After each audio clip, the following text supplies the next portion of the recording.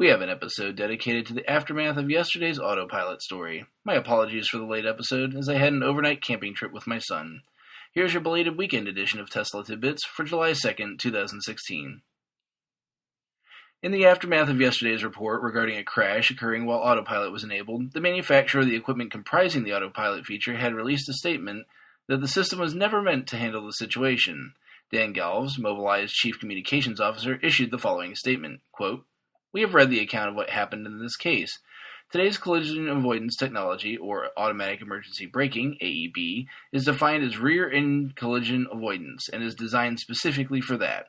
This incident involved a laterally crossing vehicle, which current generation AEB systems are not designed to actuate upon. Mobileye systems will include lateral turn-across path (LTAP) detection capabilities beginning in 2018, and Euro NCAP safety ratings will include this beginning in 2020." End quote. The distinction in this statement, I believe, is very important, and one that many people are missing. Autopilot is taking a lot of flack for this incident, and Autopilot had nothing to do with the incident.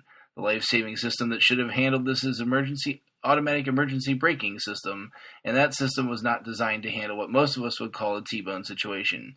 It is heartening to see, though, that the manufacturer intends that this is handled in an upcoming version of the system.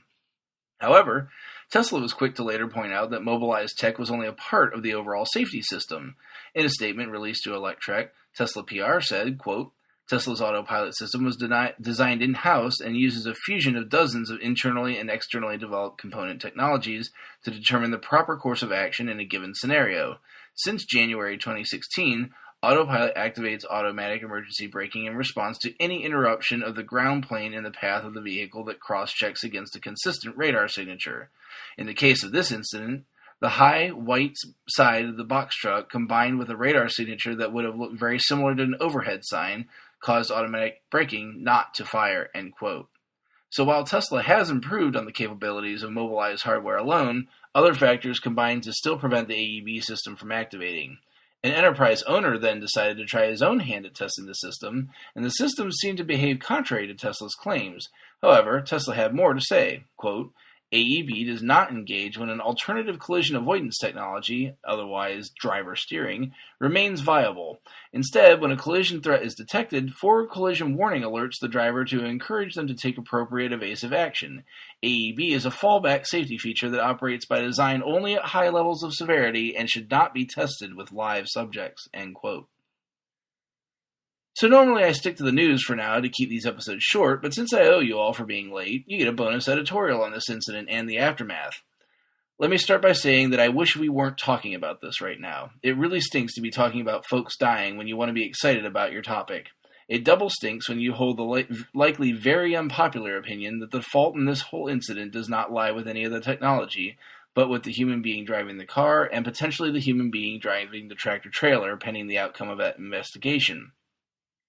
All of the technology at work during this incident was doing its job. Auto steer was keeping the car in its lane. AEB did not fire because the base system was not designed to fire in the event of a potential T-bone situation, and the additional Tesla intelligence prevented an AEB activation because it could not be sure that what it was seeing wasn't an overpass or overhead sign. The fault is with the human who was not giving the road its due attention and or the human that pulled out in front of a vehicle without enough clearance to do so. In my mind, it is extremely important to make sure this message is heard that the fault was not with autopilot, specifically the auto steer portion. The reason is simple. If we want full autonomy in our cars so this stops happening, i.e. humans making mistakes and killing themselves or other humans, we have to get to the point where our vehicles simply drive themselves. The problem here is that all the articles I've seen thus far related to this have some variant of, quote, "driver of self-driving car killed," end quote. And then in the comments, which I had to stop reading, it's a cacophony of people wanting to ban the technology or blaming the technology. And whether this is an intelligently thought out position or not does not matter because there are many and they are loud. And it's things like this that get Congress to take notice. And if Congress is taking notice due to a negative event, only tears will follow, ladies and gentlemen. You can find links to the full stories from this episode in the description of the show. If you get some value out of what you hear every day, please consider supporting the podcast at patreon.com/TeslaTidbits. Every little bit helps, and it goes directly to my Model 3 fund.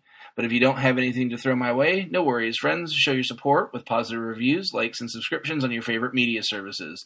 If you have questions or feedback for me, and I know you might after this episode, you can hit me up via email by messaging podcast@teslatidbits.com or on Twitter @teslatidbits. That's it for this weekend. Hope to see you back here on Tuesday due to the July 4th holiday in the U.S. Until then, keep it charged and hit the road.